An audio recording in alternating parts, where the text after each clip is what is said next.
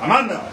Awetu. Manda. Awetu. Manda. Awetu. Manda. Awetu. Manda. Awetu. Manda. Awetu. Manda. Awetu. C'est quoi? Le programme c'est pas derrière. C'est quoi? Zayo. This party is the real rescue party. Zayo. Zayo. Reactionary tendency. Abba. Reactionary tendency. Abba. Reactionary tendency. Abba. C'est quoi? About to address la plupart. C'est quoi?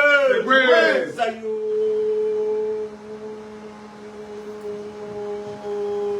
La Brembo comes the Congo as high as in Zayo. The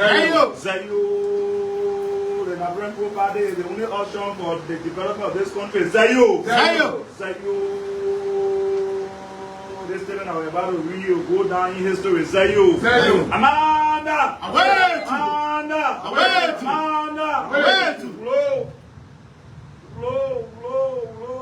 The La Brembo party is the party that is going to develop this country. Zayo. The room is full. Zayo. Continue. All right, so distinguished ladies and gentlemen, members of the press, we have gathered here today to give a response in regards to the Unity Party's 100 days deliverables. And so LPP as a party and one of the oldest political parties in Liberia, we have come to tell the Liberian people that yes, indeed, having observed from the wrangling and the dangling from what the Unity Party, having them officially seated in office since the inauguration, we have come to tell the Liberian people what we have observed. And so with no time to waste, we'd like to go about our normal protocol proceeding with respect to the recognition of the hierarchies in our party. So we'd like to recognize the chairman, the ever-potent chairman of the party, J. Yangwe Zeze. We'd like to recognize the external bearer of the party, Councillor Tiawose Gongo, here present. And we also like to recognize the vice chair of the vice external bearer of the party, Dr. Emmanuel K. Yure Yabago, who is not here, but in a militant spirit. We'd like to recognize Stephen Riggs, who is the national and vice chair for operations, and alongside with the veteran Major T. Samuka Jr., who is the national vice chair for recruitment and mobilization here. And we also like to recognize Amos Batu, political affairs, and not forgetting the National Secretary General of the party, Leon M. Tarale, who is not here but yet in spirit. We'd like to recognize the executives in the states and the rest of our supporters and the coordinators, district coordinators, county chairpersons. We'd like to recognize them. And so with much ado, I will now invite to this podium Chairman Yankwe Zeze, and who will now come to read out the press statement in response to the Unity Party 100 days deliverable. So members of the press, the focus, pay attention, be keen as we recognize the chairman of this party. Chairman, you are welcome. Amanda! Awetu. Amanda! Awetu. Amanda! Awetu. Amanda!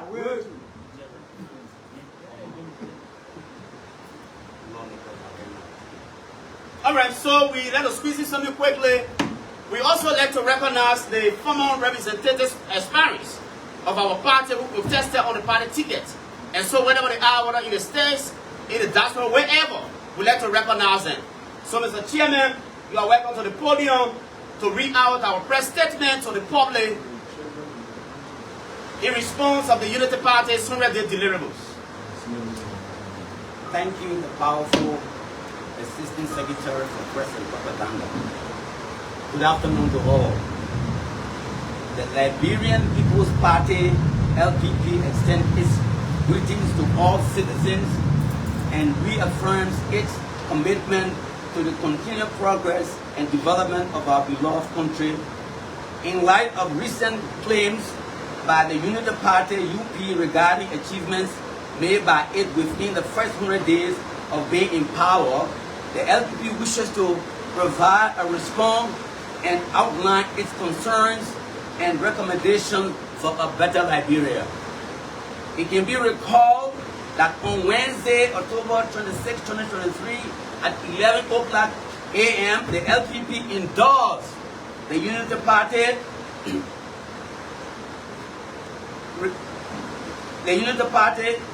in the runoff election based on its expectation that of the two remaining parties in the presidential race, the UP was a better choice in governing Liberia, consistent with the 10 points agenda between the two parties on the formation of an alliance or any other political consideration. It was based purely on national interest. LPP even lost 4 of its partisans in the process of campaigning for the UP during the second round of the presidential elections. Therefore, as a party that supported the UP during the second round, the LPP is under a moral duty to help UP to succeed by speaking the truth about its performance. Amanda! Oui. Amanda Africa, where to? Where to? Speak truth to the power. The Liberian People's Party says what it notes that there have been some missteps. It acknowledges that the fact that some notable achievements have been made thus far by the government. Achievements and concerns. The party commends the Boycott administration for the achievement made under its 100-day deliverables, while it takes note of some missteps that have the potential to undermine public trust and the building of better Liberia. LPP welcomes the signing of Executive Order Number 131, establishing the World Economic Crimes Code following a rather redemptive action taken by both houses of the 55th legislature to pass a resolution for the establishment of the code. This is indeed a great step forward towards bringing closure to the 14-year civil conflict, to end the culture of impunity and strengthening the atmosphere of peace while promoting culture of accountability. The LPP will closely monitor the administration to ensure that this code becomes operational and serves its purpose effectively without delay. LPP commends the government for efforts made during the first 100 days to rehabilitate some very challenging roads in rural Liberia, especially in Lofa and southeastern Liberia. LPP also commends the minimal efforts made thus far by the Ministry of Foreign Affairs, Environmental Protection Agency, Water and Sewer Corporation, and the Liberian Revenue Authority, amongst others, by taking steps in the right direction in their respective institutions. While the LPP notes with satisfaction some positive steps taken thus far, it has observed many missteps and wishes to highlight a few of them as follows. Number 1, formation of inclusive government. Contrary to President Boyka's promise to the Liberian people that he will form an inclusive government, meaning all Liberians will be represented in government, LPP notes with reservation that 8 counties have no representation in the cabinet. Senator Amara Kona recently added his voice to the issue of inclusion. The GSA Director General, Honorable Galamai Kotimai, speaking to a group of Lofa citizens, said that about 60% to 70% of the senior positions in the current government are occupied by citizens of Lofa County. Sadly, President Boyka did not follow Section 10.2 of the Executive Law, which prescribes the legal formula for the formation of inclusive government, developed by the legislature in 1973. The law says, I quote, as much as practicable, the President shall appoint 1 cabinet minister from each of the counties of Liberia. Had President Boyka followed this law, he would have formed an inclusive government. On this issue of political inclusion, former President George Weah of the CDC has a better record. He retained UP's Minister of Internal Affairs, Transport, and Information, as well as the Director General of the Cabinet and Director General of GSA, amongst other UP officials. B. Violation of the Public Financial Management Law, PFM. The Boycott administration violated the Liberian Public Financial Management Law enacted in 2009 when it requested and received $80,000 United States from the National Social Security and Welfare Corporation, NASCO, to purchase vehicles while former President George Weah was still the President of the Republic of Liberia. The Boycott administration also violated Liberia PFM law by concealing the source of the funds for purchase of the 285 yellow machines. According to Honorable Mamakai Belete, Minister of State without portfolio and Special Envoy of President Joseph Nima Boakai, mentioned during the May 24, 2024 Cabinet retreat that Liberia had acquired the machine. Are the 285 machines part of gifts or loans given to President Joseph Boakai in exchange for any of Liberia's natural resources, including the Wologisi Mountain?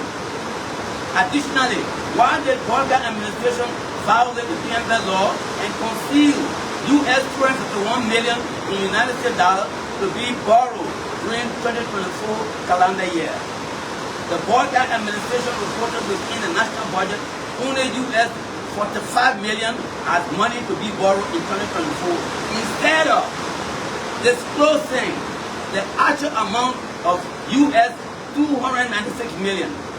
Further, LPP needs clarification of the 100-day deliverables, specifically regarding the evaluation method that the United Party used to claim that 74% of major roads are passable during all seasons, including rainy season.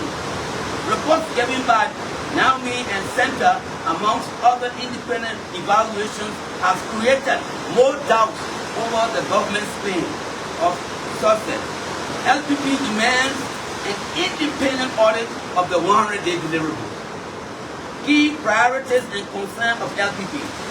As a policy-driven political party, the LPP will emphasize the following priorities as outlined in its position statement on October 26, 2023. 1. Rule of law. The Boakai administration has and is undermining the rule of law by appointing or reassigning applicants who were indicted by the General Audit Commission and or who have questionable character. For example, the administration nominated Councillor Popa Crow as Minister of Justice when the administration could ignore major red flag, unquote, according to Front Page Africa. The local newspaper added that Councillor Crow was found guilty of ethical practices as a lawyer by the Grievance and Ethics Committee of the Supreme Court of Liberia, a ruling that was based on information from 150 pages of court records. Similar to the Weah administration, where a nominee for the post of Minister of Justice was withdrawn because of ethical issues and renominated as Minister of Labor, Boakai's nominee for the post of Minister of Justice was withdrawn and renominated for the post of Minister of Labor, thereby sending a very wrong message to the public that the Ministry of Labor is a dumping ground for cabinet nominees with ethical issues. Amanda! Ministry of Labor is not a dumping ground for corrupt officials. 2. Undermining the separation of powers. LPP notes that the legislature frequently usurps the financial management power of the UP government or prior government. In the party's view, the national legislature should be restricted to budget appropriations and oversight functions as provided by the Constitution of Liberia. Spending lies exclusively within the province of the executive branch, according to the Constitution of the Republic of Liberia. Wasteful spending. Neither the president nor the vice president should hire private jets. It sends a very strong signal to the people of Liberia and sympathizing partners of Liberia about the actual state of the Liberian economy. Low, low, low, low, low, low, low, low, right? yesterday was wrong, today is wrong. Low. Roll. You can't praise that yesterday and today you enjoying it. Low. Amanda.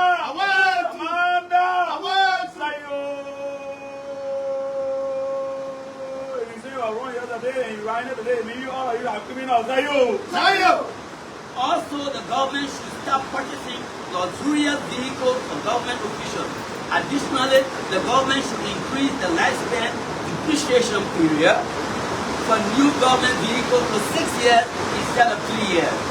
These steps will definitely save money for investment in health, agriculture, education, and road construction, as well as maintenance. 4. Ignoring Africa in its foreign policy agenda. Since his inauguration as President of Liberia, President Walker has not attended any meeting of the Economic Community of West African States ECOWAS or the African Union. He has also made no effort to build a strong relationship with the Mano River Union. This is wrong, started by the Walker administration. Given Liberia's conflict history, it is imperative that any Liberian president must seek to strengthen Liberia's relationship with Mano River Union and ECOWAS in the interest of national security of Liberia.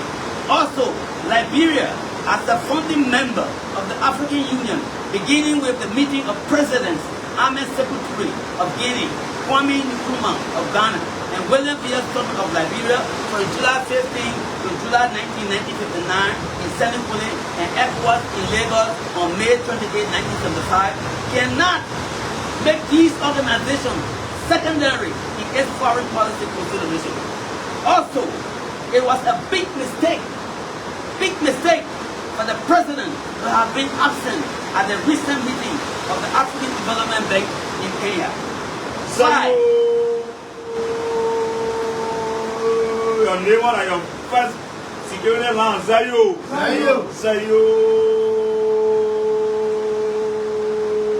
If you destroy your neighbor or you have your environment, Zayo. Amanda.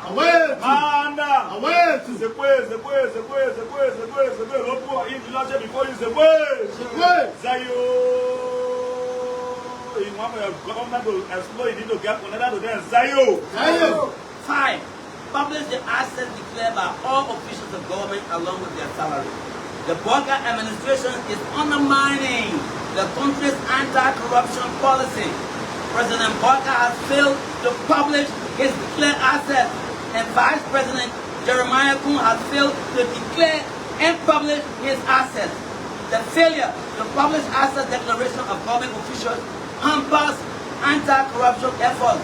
This delay in declaring and publishing information on assets will. Amanda.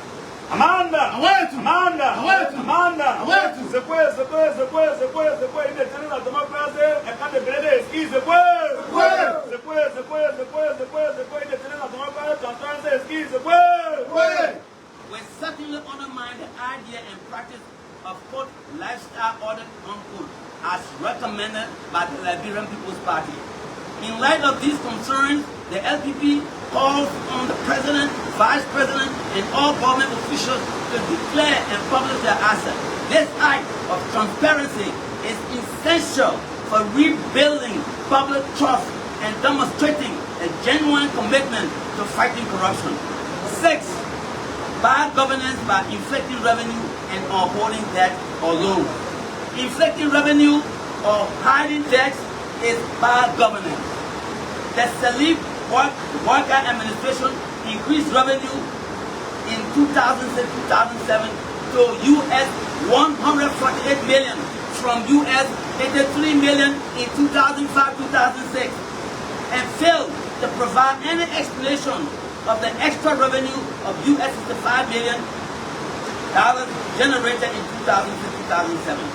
Affected with the concept of revenue inflation, the WIA administration deleted the report of US $222 million revenue shortfall published by the Central Bank of Liberia in 2018, while the 2018 national budget document reported minuscule revenue shortfall.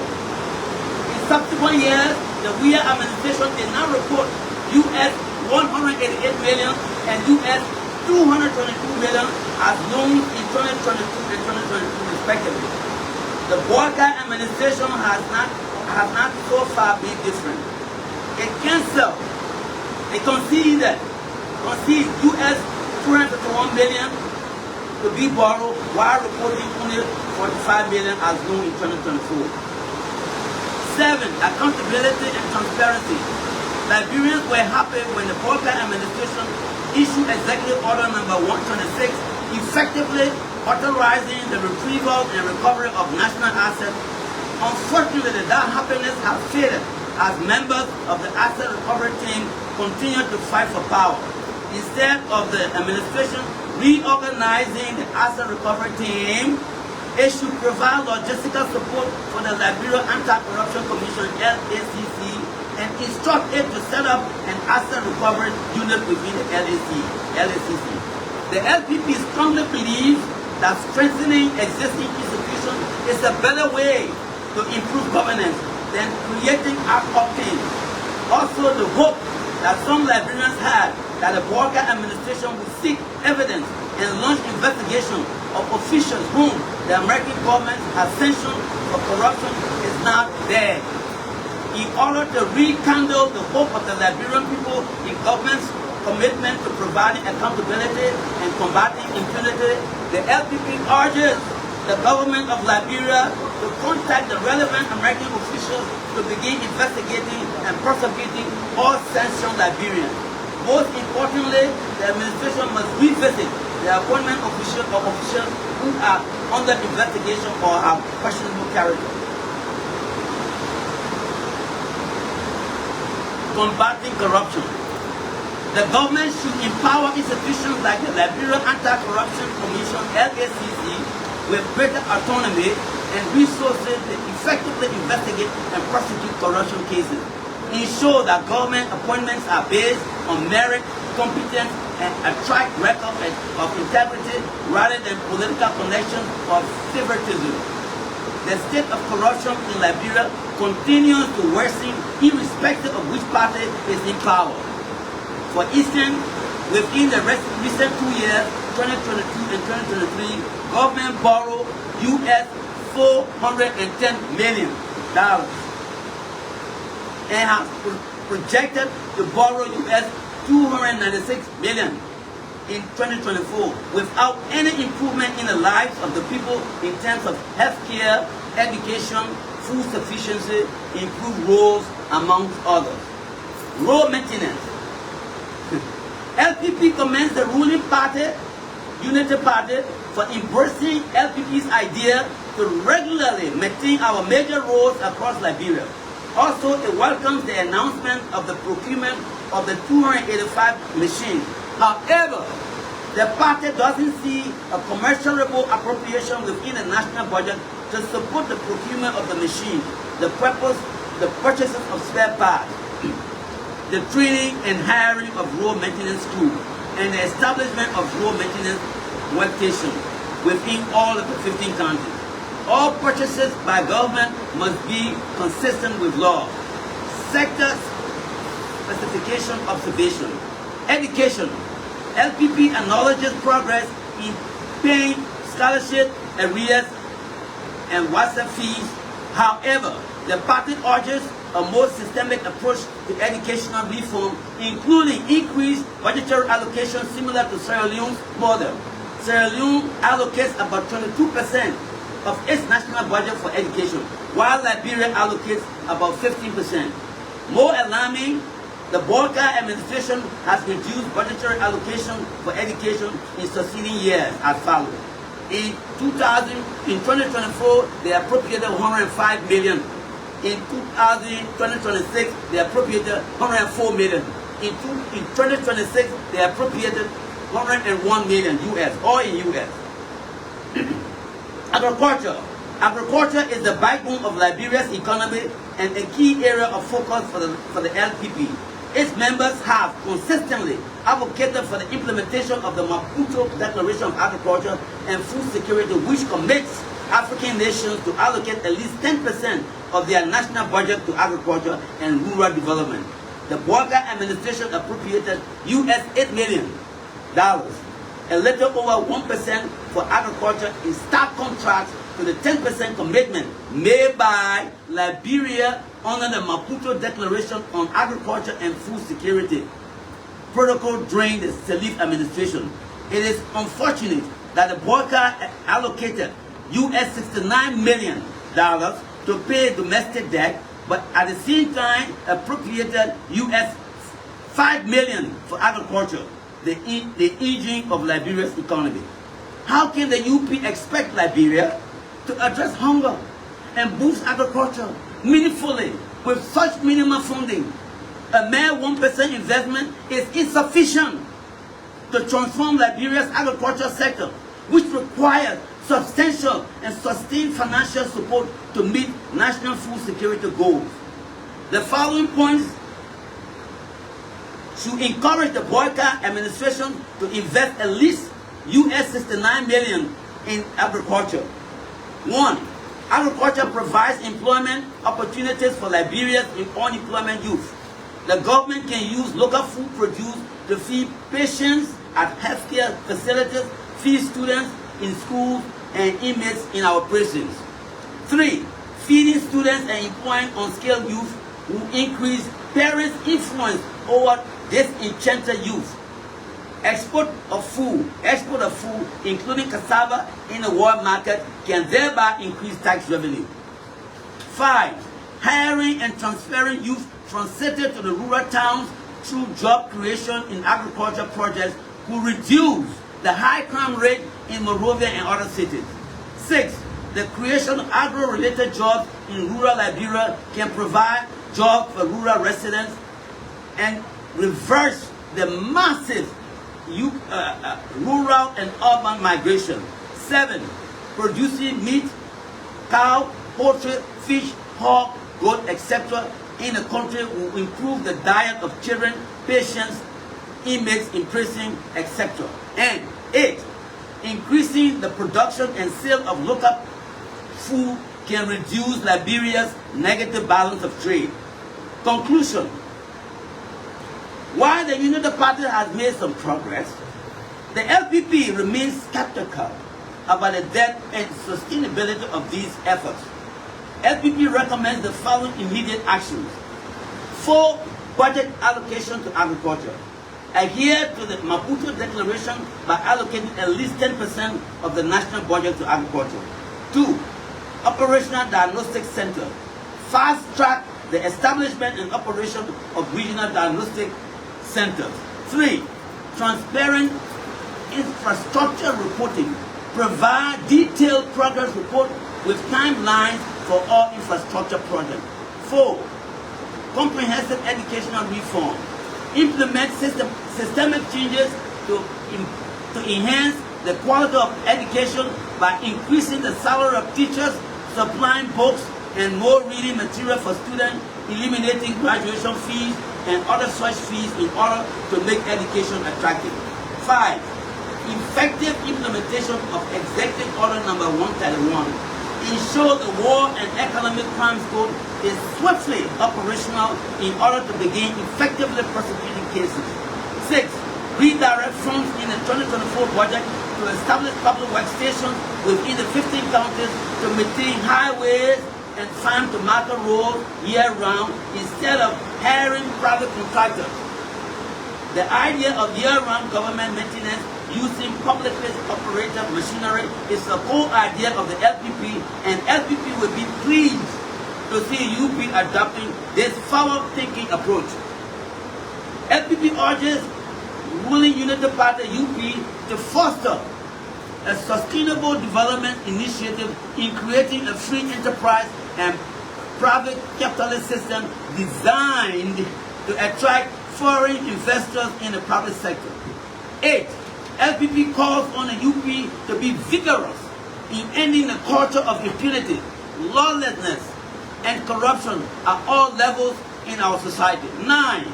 In addition, LPP calls on the government to introduce a modern path of methods, techniques, and systematic approaches across key sectors: health, agriculture, sanitation, education.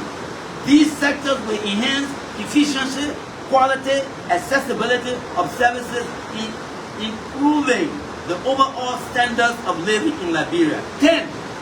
LPP calls on the UP government to treat all former leaders of Liberia with respect, dignity, and to provide them maximum security at all times for peace, stability, national unity, and cohesion. The LPP will remain vigilant in holding the government accountable. LPP demands clarity, transparency, and tangible results in all promised areas. The Liberian people deserve more than just promises. They deserve real, measurable progress. LPP will continue to interrogate and challenge the current government to ensure that the interests of all Liberians Amanda! are raised. Amanda! Amanda! Zayo! We need the election of just a privilege. Zayo! We need the election doesn't mean that you are more Liberian than other people. Zayo! Amanda! LPP calls on all citizens to join the party in demanding accountability and excellence from our leaders. Government is a place to serve, not to see. A better Liberia is possible. Thank you very much.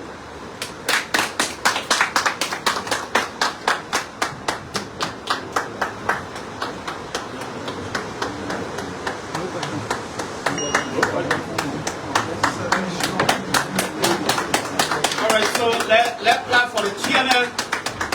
So we'd like to say thanks a million to the chairman for that splendid reading. Thank you, members of the press, distinguished ladies and gentlemen. That does it for the press conference for today's edition. Thank you.